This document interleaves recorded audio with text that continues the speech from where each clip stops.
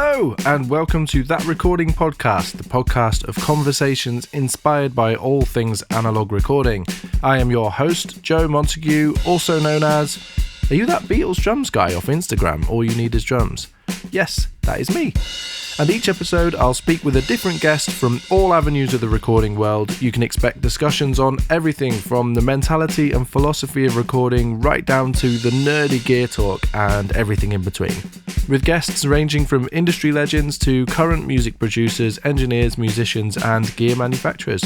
If you're like me and share my enthusiasm for hearing their stories and learning from their experiences, then this is the podcast for you. Don't forget to hit subscribe on your podcast player so you never miss an episode. And if you enjoy this, please leave a rating and a review wherever you're listening. Obviously, 5 stars, please. And it really helps to grow the love for analog recording and helps me attract a variety of different guests. Thanks for listening and enjoy the show!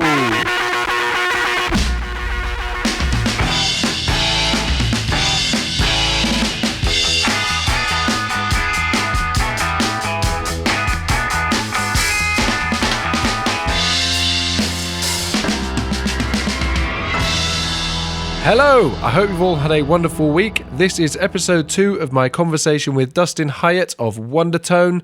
I hope you enjoy. Off we go! That Recording Podcast is sponsored by Make Noise Pro Audio, the trusted source for new and used pro audio equipment. They also do repairs, so they are a veritable trifecta of audio accomplishment. Did you like that sentence? I was quite proud of that when I wrote that. A bit of, alliteration. There we go. Anyway, they have an incredible Instagram feed, and one of the things that I really love doing is every week they do a drop of the gear that they have had come in during the week. And I love scrolling through the stories, and there's usually 20 or 30 pieces that go up. And this is a bit weird, but I always play guess the price, because it's always really reasonable. And I must say that I am biased. I've been buying things from Make Noise for years. They're just such a great company. Obviously, I'm very grateful to them to be supporting this podcast, but I wouldn't be doing this if I just didn't think that they were brilliant. So do go and check them out at Make Noise Pro Audio on Instagram or makenoiseproaudio.co.uk on the interwebs. And on with the show! I want to talk about gear a little bit because you seem to have... I mean, you've got some really interesting bits of gear, and I watched one of your videos where you talked about... recording to a Salvation Army tape machine, I think it was, a cassette tape machine, that you found in, I say Salvation Army, I guess it was a Salvation Army, we call them a charity shop, but you call them thrift shop. And just some random thing you found. It sounded great. And you must have a bit of a keen eye for shopping for cool little bits. Maybe not now if you're not buying any gear, but over the years. Okay, take it back. I bought something the other day. I love it. I've caught you.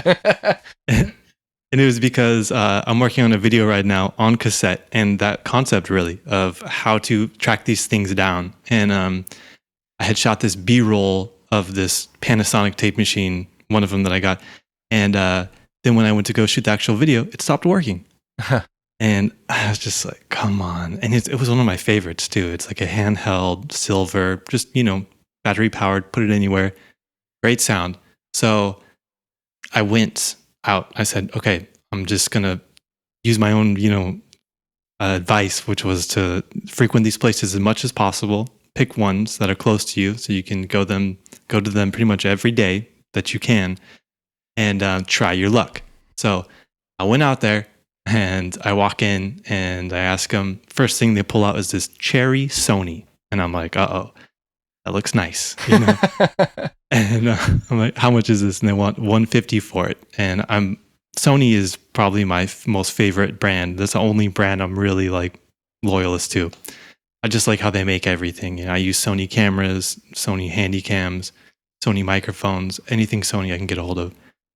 And so I brought a tape, which is another thing that I talk about in the video, which is when looking for this stuff, I bring, I have batteries with me, I have my headphones, I have tape, I have anything I can think of that would aid me to make a decision in that moment.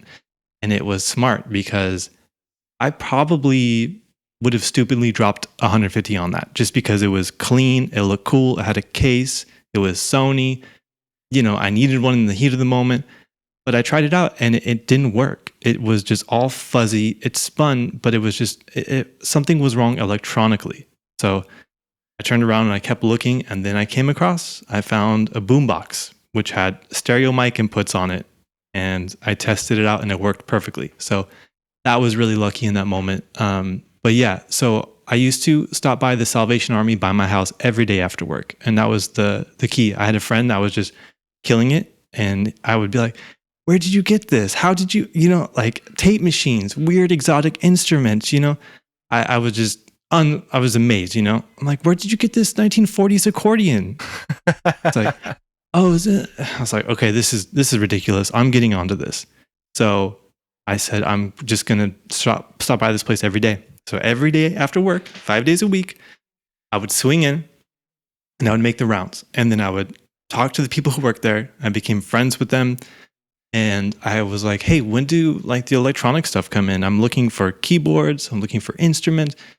And this guy was like, oh yeah, they come in, at 3. So I was like, okay, boom, there you go. Thank you so much. And so we became homies, and I would go in there and I would find the goods. It would take a while, but the Salvation Army is the one that was just always so good to me. They actually slowly increased their prices near the end. This particular location closed down, unfortunately. But I remember right at the end, I saw a keyboard and I was like, oh, cool, go check it out. $150. Previously, I never spent more than $10 on a keyboard. And this is in like 1 week. So I was like, hey, clearly someone new is managing, or they went online and checked things out. So yeah, I recommend in person, because you can test it out. You can see if you like it, and you can, haggle, you can, anything's possible. You never know what you might find. I think, well, yeah, that's, I mean, building communities and meeting people and actually asking rather than just being a fly on the wall is definitely probably really sage advice in this example. I wonder whether, I mean, I know I've had this feeling in years gone by, when you see something kind of cool in a shop like that, you almost wonder, what am I going to do with this? And I suppose that's the wrong question to ask, because it's, you kind of, if you get it and figure out what you might want to do with it, that's part of the fun. And I can imagine a lot of people listening to this doing exactly that and finding a cool little Sony Walkman or whatever it is that they go and find in a in a charity shop, and kind of thinking, yeah, this is cool, but I mean, is it just going to sit on the shelf? And I like the idea that you're finding these things and then putting them to use and finding sounds for them. And I think that's quite again, it's one thing having it as visually and around as almost kind of visual inspiration to remind you that this stuff exists, which, let's be honest, a lot of people do in their studios. We've got a lot of, I mean, I've got stuff I've bought at the studio that I've never used, but the one thing that you do use, or the one time you get it and you're like, do you know what, I'm gonna spend an hour with this thing and figure out what it does, then the whole world opens. And yeah, I think that's an important thing to remember. It's not just the thrill of buying something interesting. The bigger thrill is working out what to do with it. Absolutely, indeed. And to me, with cassette, I love pretty much capturing acoustic instruments. I really enjoy just sampling chords. I will just sample like a single chord. One thing that I've been doing a lot lately that I think is really opened up is using 2 different cassette machines at the same time to record stereo. Huh. And depending on how long your phrase is, it can be kind of tricky, because they're going to start weaving in and out, which is actually cool as well, depending on how psychedelic you're ready to go. But yeah, if you're just doing like a chord, so if I want to do a chord progression, you just sit there and record, the strums, bring them in, chop them up, pan them out, and now I have this very, very strange stereo image of 2 different mic sounds in the room. I'm getting the room. A lot of times these things have like built-in limiting or compression, so things can really get unique. Love that. That's such a cool idea. I think, I mean, I only have one tape machine, but I need almost wanting to go and get another one to do exactly that with. That's such a cool idea, chasing those sounds that no one's really thought of before, and using things in an interesting way. Because you can imagine exactly the conversation if you had somebody there. You go in, got this idea of doing this, and they go, well, it's just gonna slip out because tape doesn't hold its time, and you go, yeah, but that's the point. Like Sam, you just said, it sounds kind of cool when it slips out, and just embrace it. Be willing to get it wrong, and just go and have a crack at it, and it might get something really cool. Definitely. You never know, because like a lot of times too, people look at these things and they're like, "It's gonna sound so lo-fi." You'd be surprised.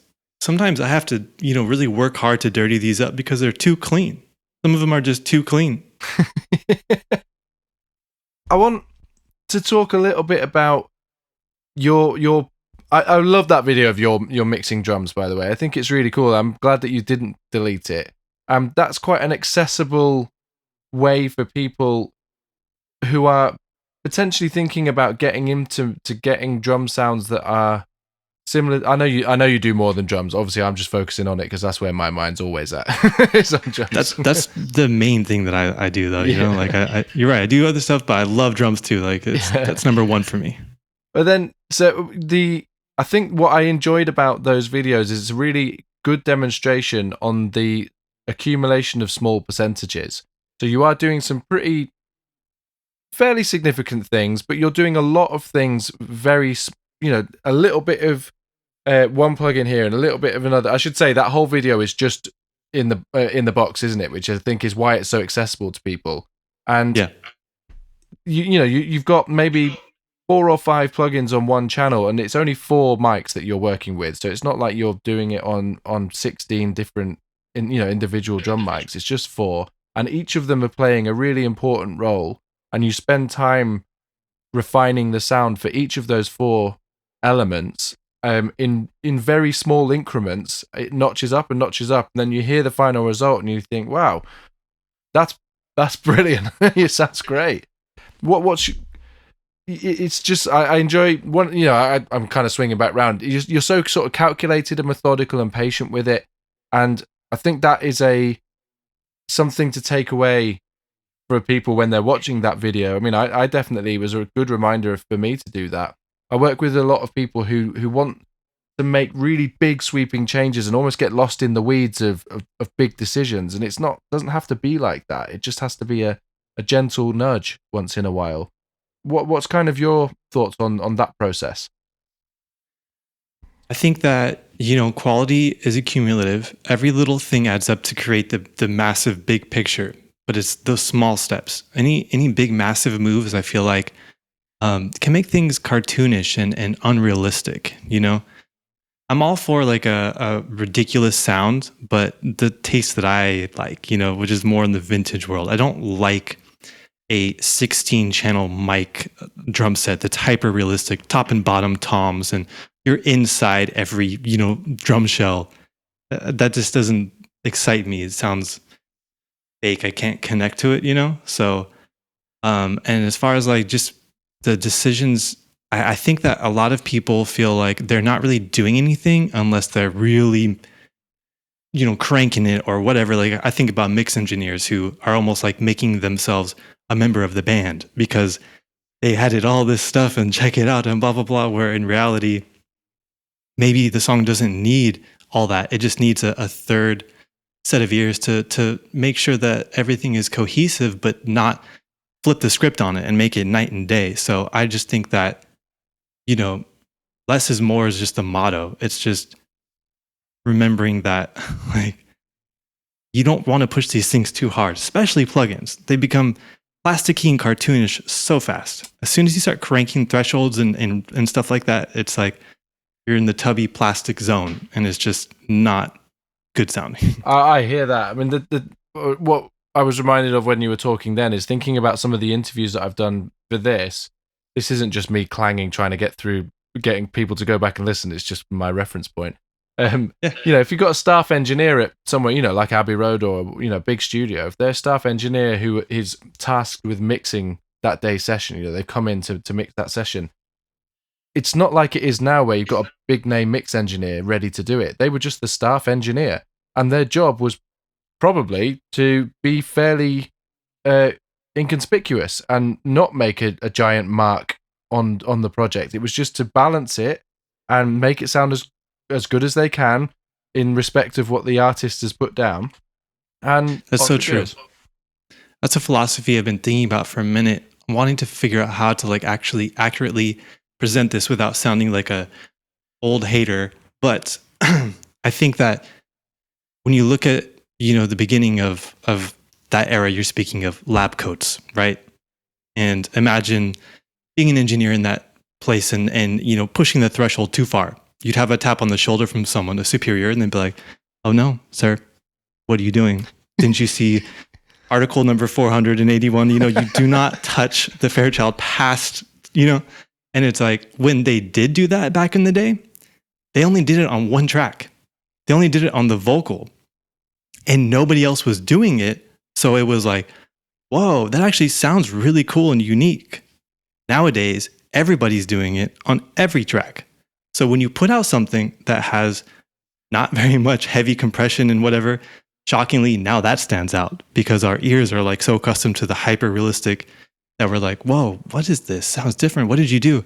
Oh, I put a shelf on the EQ at 2 dBs. It's like, what? I just turned up the treble a little bit and that's it. It's like, no, isn't there like, the God particle and like all these other crazy, like, CLA drum busts, no, it's just simple. Exactly. And I'm also sort of have that feeling of when I go back and listen to records that in my head are massive. And then I keep using that word massive. There's another word for it. We all know what we mean. Just like they sound kind of the equivalent of a big modern record now. And then you go back and listen to it. It could be, I don't know, like a Led Zepp record or a Fleetwood Mac record or something. And you go back and listen to it, and it's actually pretty rough around the edges and a bit small sounding. But yeah, I don't know. It comes back to that AC/DC thing of it all being about balance and less about trying to, how you just said, kind of Disneyfy it, make it larger than life, because that very quickly becomes tiresome and unbelievable. Yes.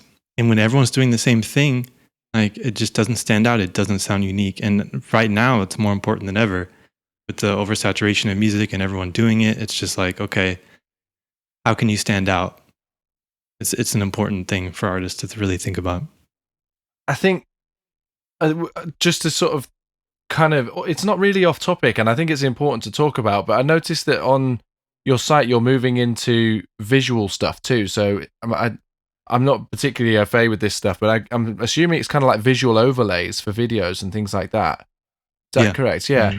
And it makes complete sense. Like it's the mentality that we're discussing in relation to music and that you've already talked about in terms of cameras and visual stuff. It's all just kind of aesthetic and a mentality of approach. And you can see why, you can see why certain artists that particularly I gravitate towards following them are good in lots of different mediums, because once you've kind of discovered that way of thinking that is kind of what we've been discussing for a little while, suddenly the doors fling open and the possibilities are endless, and it's so exciting to have tapped into that. What was your thinking in sort of moving into something more visual as a step away from music? Because it could have been, I suppose that could have been a risk, because you probably thought, how is this going to match up? But I actually think you've nailed it. It almost feels like, of course, that's where you were going to go next. Thank you. You're right. I was worried. I was thinking, like, do I make a whole nother, brand? And I was just thinking to myself, that's just too much work. We want to keep our lives as simple as possible. So to create a whole new website, it just seemed ridiculous. So that is something I've been planning for a very, very, very long time. And I just finally reached a point where I was going to do it. I haven't even really like hard launched it. I just kind of soft launched. I put one video on YouTube, and it's actually generated a decent amount of interest, which surprised me. So I do look forward to a time where I can really focus on that, because to me, that's also important. I just want to help and embolden artists with as many tools as possible. So I think that breaking down editing in a way that's like new and different, because all I'm really doing is providing you with real 35 millimeter film overlays. So I've been shooting film forever, and I keep everything and keep all my negatives. And I just discovered one day that there's all these, frames of just black grain. But if you look into them, it's not just grain. There's a little bit of, lighting switch here. There's a little bit of a scratch there. So to me, that's like recording, on tape. It's the same thing. So I started to overlay those onto different photos and videos. And I realized that very quickly, again, with the improvisational nature, you can discover really unique looks that you could not, like, sure, you can get them in Photoshop, but it's not the same. I think it's what's funny. I'll watch videos sometimes where it'll be someone saying, oh, here's how to get this person's sound or this person's look. And then that person will comment on it and be like, that's not even anywhere near what I do. It's because someone else is trying to reverse engineer it. It's much simpler than you might think, So when I'm editing, I'll just grab these random overlays, whatever ones that, just scream at me, I'll say, okay, let's try to put this blue one on here, and I'll put it on there and adjust the opacity and the blend modes. And I just discovered this new way of editing that it gets really, really unique results. And I want to continue to put out videos showing how I do it because, again, it's all about the subtleties. You don't want any of these things screaming too loud. I'll have them up there on like 6% opacity, 7% opacity. But when the right ones are layered on it, it's shocking what you can do to an image. And I'll even put them on my film photos too. So I'll shoot it on film, but even the film is too clean and crisp for me because it's modern film and it's scanned at a modern lab. And it's 2024, not, 1960s tech.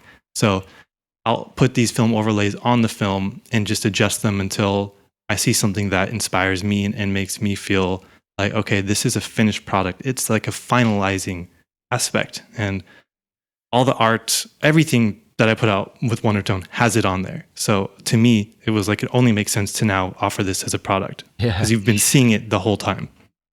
It really is the perfect combination of analog and digital in a sense. You're talking about it with film, but it's exactly the same with music. When you maybe, you've captured a sound through a, UA interface. You could call that a digital capture. And then you're running it through analog gear into and doing some cool stuff with it that side.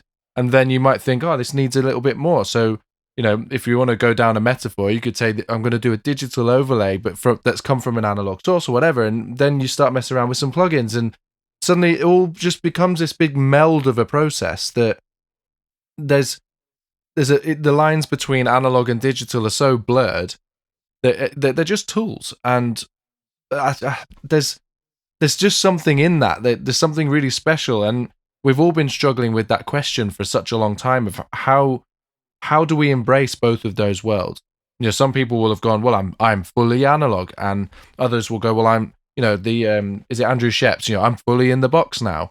Like, it doesn't have to be either of those things. It can truly be an authentic and authentically be a mixture of both of those worlds. Definitely. I feel like my drum samples would be nothing without the UAD Transient Designer. That plugin is gold to me. If I didn't have that, I would be lost, And it's like, yep. But it's so necessary. I can imagine having this conversation with somebody who would not give that away. I mean, we're taking it back to the very beginning of the conversation now. Who'd probably, I can't think of a specific person. I'm not envisaging one person in particular, but I can so imagine someone thinking, right, yeah, don't say that I actually use, UA Transient Designer on this because I want people to think I've, like, I don't know, that's my drum sound in the room or whatever it is. Just use the plugin. It's there. I do it on my sessions. It's, very occasionally I have a Pultec in my studio. Like it's not a real Pultec. It's one by a company called Analogue Addict here in the UK. They're great, and it's one of the valves has gone on it, so I'm having to use the Waves Pultec at the moment, and it doesn't sound quite as nice, but it sounds absolutely fine, and didn't hesitate for a second the idea of using it because it just is what it is. It gets you to an end point, and worrying about hiding these things and sort of anything else is inauthentic, and ironically has the converse effect than you might imagine. People begin to, I don't know, maybe subconsciously distrust what you're doing if you're inauthentic with what you do, and if you're fully authentic with it, even in the respect that you are using plugins to achieve a sound, no one, it's still the amount that you tweak it and the source sound that's gone into it and the other bits that you've done to it that make it your sound.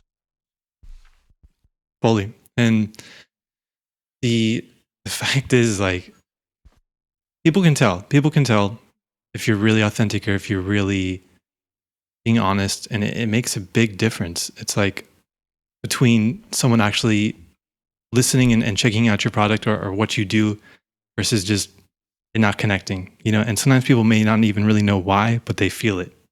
Yeah, not connecting. I like that turn of phrase. I think that's better. I think I've been using the word authenticity. I have a friend who actually designed all of the visuals for the podcast, and by the time this is out, it'll all been refreshed. And I was talking about authenticity with him, and in a sense, he suggested that everybody's authentic at every point because whatever they're trying to be is authentic to what they're trying to be in that moment. So in that respect, everybody's authentic. So maybe being honest and connecting is probably a better way of thinking about that relationship between two people, or somebody trying to connect with what somebody else is doing, and whether they have a strong connection to it or a weaker connection based on whether what they're seeing is sort of honest or not. Right. And another thing you had just mentioned I wanted to touch on is the endpoint. It's just accepting, okay, I can't use this piece of gear, but I can use this, and it's okay because it's going to get me to the endpoint. The endpoint is number one for me. Like, just speaking from experience, doing this for 10 years, just personally because I enjoy it. Not really sharing it, not sharing my music, and all this time, working a normal job and struggling and dealing with everything that comes from that, not only, and including not being able to put as much time into what I love because of having to support myself with some random job. Now that I've been doing this for 2 years, pretty much like consistently. Now I'm at a point where I am making some money off of it. I am able to put way more energy into it. And it's because I got to that endpoint.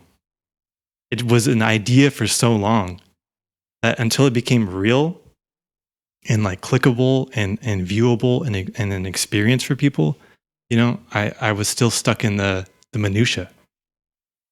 I can change this, I can change that. What do I do with this? The endpoint. That's the most important thing. Yeah, that's a really lovely way of well, the image I've got in my brain is I've been through similar processes with the stuff I've put out there, and I think that's such a nice way to think about it. And what was that change like when? I mean, I've got a few questions, kind of that I suppose they're not fully formed in my mind, but I'm just kind of interested to know about that line between it not having come out as Vvundertone audio yet, and you still having to do these other things, and how that influenced what you were making, then getting that first pack together, putting it out there that's clearly been embraced by the world, which is why we're having this conversation. And also visually, the way that you present yourself visually is great to look at and seems honest, and the connection is clear because it's grown. And I think that how did that process feel for you, going from creating all this stuff almost behind closed doors and then putting it out into the world and having to sort of really almost put your money where your mouth is, in a sense that now you said you were going to do it to yourself, and now you've gone and done it, and then you have to go and I can see on your Instagram feed the way that you've presented yourself has changed, and has changed, but it's more refined is a better word. The aesthetic has always been there, but it's got more and more focused up to the last however long, the last few posts, and sort of 20 odd posts, and you just think, you've really, really worked it out at that point. And how did that all feel? That kind of changing from not having anyone seeing what you're doing to everyone being able to see what you're doing, and the pressure that brings, and the decision making that brings in a creative way. It's a great question. I think that as I started, I pretty much just knew that you got to start somewhere, and it's just, there's this like idea of, okay, do I make lesser quality work just to like get it out there because no one's going to look at it anyways, versus You know what I mean? I know exactly what you mean. Yeah. Versus, do I really put in my effort for, my 5 followers? And the truth is, yeah, putting in the effort for those 5 followers, is the right choice, because I was doing it for a couple months. I got my first sale and I was just shocked. I couldn't believe it. I was doing this, I was enjoying it, but I wasn't really, I wasn't seeing anyone go to the website or download. So once I got that first purchase, I was blown away. I just couldn't believe that I had sold my sound for exchange for money. It was just unreal. And crazy thing is that that person actually ended up reaching out to me, and we became friends, and I consider him something of a mentor today. And I am so grateful for that connection. And I don't think that would have happened if I would have chosen to, hey, no one's looking at this for a while, I'm just going to put out whatever. So to me, to a fault, I put in the utmost attention to detail to everything that I do. For other people's work, for my own work, it's all the same. It's just has to be. And putting it out there, it's tough, only because sometimes I feel like maybe it gets get some negativity, some backlash from time to time. That's something that I deal with now, I would say. I really enjoy what I do, and I put the utmost energy into it, and I have, worked on developing a certain aesthetic and feeling, but with more people comes more criticism, I feel like. So yeah. I think that is what is what I'm challenged with today, is going and responding to comments, and at some point inevitably there's just stacks of negative comments. It's like, okay. Oh man, I hear you entirely. That was when I launched All You Need Is Drums. I'm stepping into Beatles is a conversation that's a broad conversation, and everybody's got an opinion. And I was thinking, who am I to get involved in this conversation? And you just do. And exactly this. I basically empathize with everything that you've just said. In terms of the effort put in and all this kind of stuff. And then when somebody says something, you've gone to all those lengths to make it as good as you can make it. And somebody has the audacity to rubbish it in a quick comment, you can't help but take it to heart. And I think I've developed quite a thick skin to it these days. I'm not too bothered. It was a growing process for me. But yeah, it's a really vulnerable place to be, isn't it? It is, and unfortunately, I feel like that's what stops a lot of people from actually making that plunge and putting their stuff out there and showing their process. And I understand it. I completely get it, because it does get easier though. Like everything, it's just consistency. It will make it better. How to make, better sounds, keep going. How to make better videos, keep going. How to get over the negativity, keep going. It's just progress. I love the fact that even the fact that you're willing to talk about this is the same philosophy that we've been discussing, that you just want to help people make great stuff. So you found a way to make. I've just had a thought pop into my head, which is something I kind of wanted to touch on a little bit earlier. That was, this idea of analog recording, and you said at one point, I didn't want to even get a computer. You didn't even cross your mind that you'd use a computer for it. And this, I'm jumping completely, and I will maybe come back to what I was saying before. But I'm jumping completely. I wonder if there's something about the sort of analog way of doing things that feels it's so much more accessible. I mean, I'm a self-taught recording engineer, I suppose, and that brings I think maybe I jumped to it because that brings a degree of anxiety, because no one's ever said, this is a hardline rule for doing this to me. I've just had to discover it by being told that it was wrong. And then you're like, oh, right, yeah, I mean, I just didn't know. Sorry, I'll do it again. And that's taken years to get to that process. And I think the analog side of things, and this goes for every medium that we've been discussing, is so much more accessible because it's tangible and you can feel it in your fingers and you can understand the reason why you're making the choices that you're making because they have a direct effect that is in front of your very eyes, as opposed to a hidden effect that you don't really understand why the outcome's not how it should be because you can't see the process. And I don't know if you're self-taught or not, but I wonder whether that's probably why gravitating towards analog kind of style of stuff is why we do it, essentially. That's a really great point. I think you're right. I am self-taught, and therefore I still make a lot of mistakes every day. And what you just said really resonates with me because you're right. So let's say you're listening to a playback and you're thinking, why does it sound like I'm miking the ceiling? And then you turn around and your mic clip, moved. And it's like, okay, well, yes. Duh, right there. Let's go back and do it again. Versus I'm in the computer and I'm doing like some noise reduction, right? I'm in Isotope and I'm pressing spacebar. It's not playing. And I'm like, okay, I haven't used Isotope for a minute, so maybe this is not the right way that it works. And I'm clicking on all these different things, and I just cannot figure it out until I say, all right, well, I'm not plugged into my interface. Maybe there's a preference thing. I open the preferences, this hidden menu, and then there it is. It's like set on the Apollo, and once I switch it to my headphones, spacebar plays. But it's not going to tell me, blink, hey, you don't have an output connected. It's not going to, dictate what I'm doing wrong. It's just going to let me struggle. Yes. Whereas, in the analog world, you can very visually look and see what is wrong most of the time. Yeah, absolutely. That's it. And I think that's quite an appealing, it's an appealing way in and there's quite a lot of different tiers. Your story of starting with a 4-track is quite a common, that's been almost everybody's response to that question on the podcast. I would say there's very, very few exceptions of people who didn't go, well, I just wanted to make some recording, so I found the first thing that I could easily do that with, and I cracked on with it. And then that developed into, all of us have gone down this giant rabbit hole now. But yeah, it's just this, are you going to go for the really complicated computer that doesn't make any sense, or are you going to go for the thing that can really quickly do it?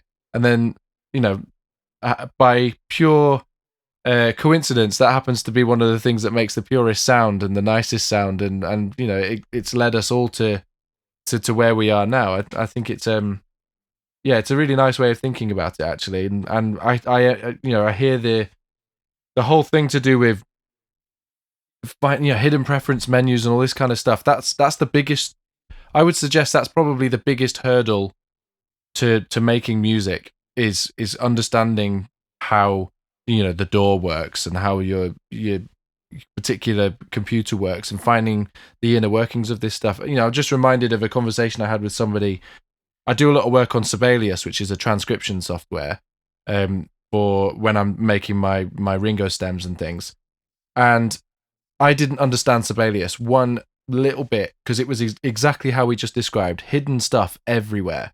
I basically used it in quite an analog way. If I could see it, and I made it happen, and that was kind of it.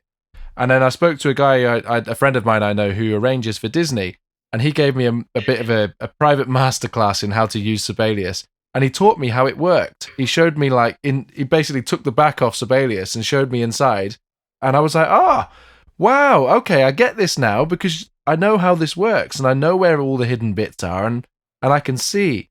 But it took someone who knew how to do that to show me. And with the stuff that we started with and are playing around with now, the stuff you buy from thrift shops and mess around with, it's stuff that you can immediately identify with without somebody needing to hold your hand through that process. And that's got to influence the way that we make music. I think that's got to be a big part of it that maybe I hadn't thought about before. Yeah, that and just removing the ability for endless tweaking is another beautiful thing, right? Yeah. There's nothing like the end. I make a lot of film references, but when I was shooting, I would charge more for digital, and people would be like, why? And the reason is because when you're out of film, you're out of film. It's gone. I'm going home now. If it's digital, hey, let's do, I don't like this. Let's keep going. Let's get more. Having a medium that just ends, okay, we're done. The project's done. There's no more to do. It's so nice to be able to just pack it in. I'd never thought about it like that, but that is entirely true. That if especially in my world, three. I mean, it's the same world that you're doing, but essentially, like if you've got 3 mics on the kit, there's only a certain amount of tweaking that you can do with that. If I'm got somebody up and we're recording to tape, and we've got 3 channels or 2 channels, you're like, well, I'm going to give you a mono drum stem, and that's it. I'm just going to combine the mics and give you it in mono. And there is a finite end, exactly how you described. I really like that way of thinking about it. I hadn't quite gone down that path. What's next for you? What's next for Vvundertone and kind of the next things in line? I presume you've got more visual stuff coming out, and you mentioned some more packs on some of the YouTube videos I watched. What's in the pipeline? The way that I work, I have a tremendous amount of just backlogged material. I can imagine. And it's really nice because it just allows me to just always have something to do. There's always something coming. So, right now I am working on one project that I can't talk about that's really exciting. Another project that I can talk about, which is a vinyl. I'm putting on a vinyl of drum breaks. Yes. And that is, it's everyone's going to say their newest thing is their best work, of course, And I'm no different. This is just incredible. I haven't reached this level of engineering and this sound. This is the apex of the right drum sound, the right engineering, the right medium. And when I was approached to do this, it was the first pack I thought of. I was like, that's the one. I got to put those on the vinyl. It's going to be incredible. And then, really my focus is on YouTube. I feel like I was making YouTube videos for Instagram for the longest time. Like really like long form, informative. And I think I was using the medium, not wrong, but possibly wrong. I think it's important to look at the way that we use the mediums that are, the medium is a message. So I'm putting my energies towards YouTube where I can really go in deep, and I'm like, people stick around, when I'm really going into the details, the watch time is much longer. If someone's watching my Instagram video for 5 seconds, they're not getting to the info, so I can attest to that. I watched them, and I even watched you sitting and making decisions on what you were doing. So literally watching silence, and I was there. I was soaked in. It's you literally feel like a fly on the wall in the process, and that's it's back to that kind of honesty thing. You're not fast forwarding anything and trying to pretend that it's what it's not. It's you're just going like, yeah, that doesn't sound great. I'm going to try something else. Yeah, sometimes when I'm editing and things go wrong, I'm always like, do I cut this out? But then I always end up leaving it in because I want people to know that's another real part of the process. Why is there no sound on channel 1?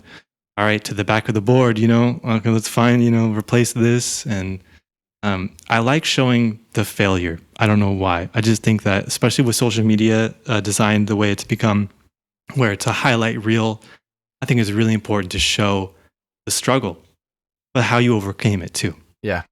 And kept going. It's really important. It's important. That was a big hurdle for me, even just for this podcast, was the idea. I remember the first episode we were talking before I will have started this episode about the one I did with Ken Scott. And I was very nervous before that episode. It's the first episode I'd ever recorded. I've read his book. Even before I'd emailed him, he was a big deal for me.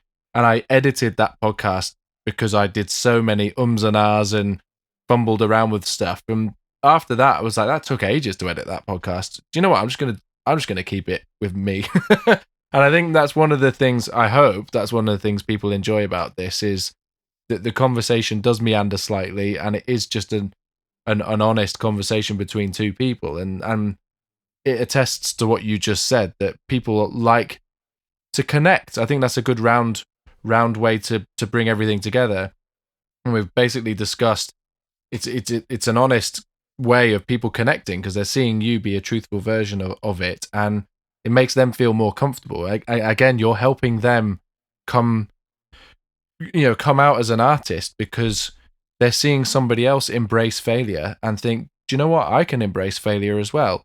And they're also seeing someone embrace failure and then get a positive result at the end. So then they go, maybe they're in the midst of embracing failure when they're watching your video, and it inspires them to keep moving and go for that positive end, which they will inevitably get if they keep moving. 100%. It's great. I love it. Cool. So when is the vinyl coming out? That's a really good question. Of course, I'm shooting the art on film. So I did that. I got the film. I'm scanning it. I'm just like not rushing it because I got excited. I wanted to rush it. And then I realized how ridiculous that is. We got time.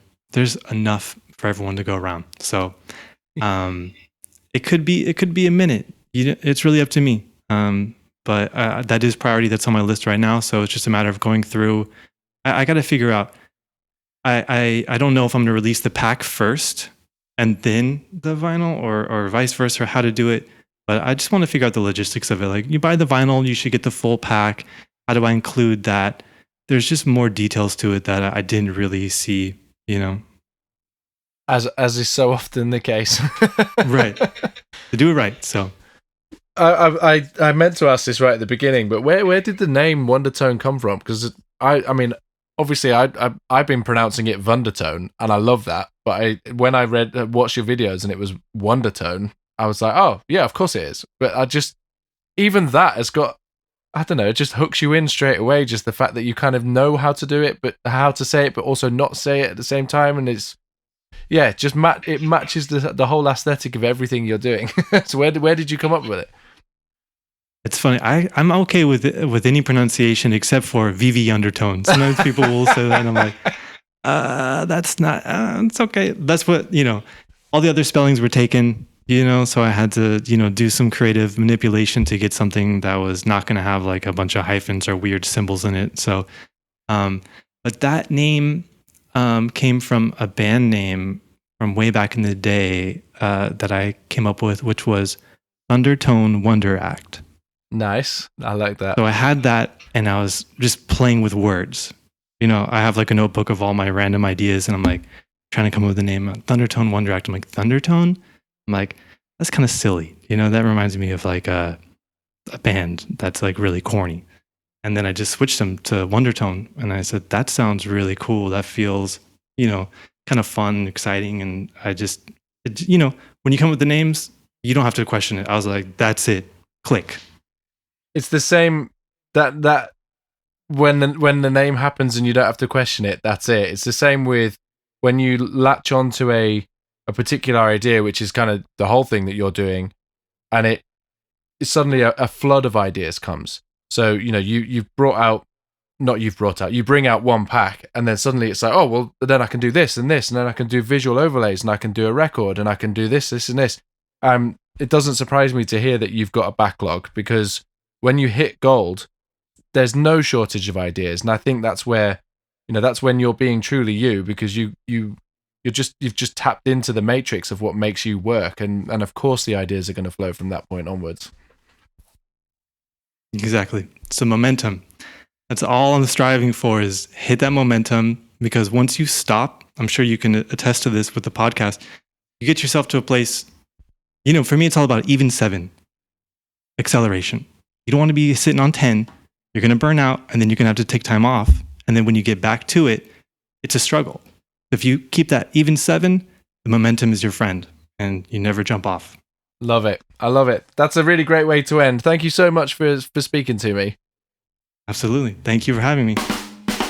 Thank you so much for listening to That Recording Podcast today. I'll be back next week with more conversation all about analog recording. And for now, don't forget to hit subscribe, and please do share the podcast with friends or anyone else you think is as nerdy about recording as we are. If you'd like to follow me on socials, you can find the podcast on Insta at That Recording Podcast. For my adventures in Ringo nerdery and all things Beatles drums, it's at All You Need Is Drums.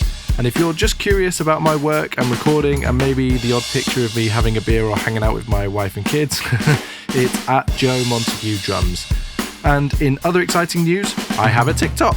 I don't really know what TikTok does or is, but my wife says I need to have it and it's cool, and I should tell you about it. So there we are, follow me on TikTok. Don't be a stranger, and see you next week. Goodbye!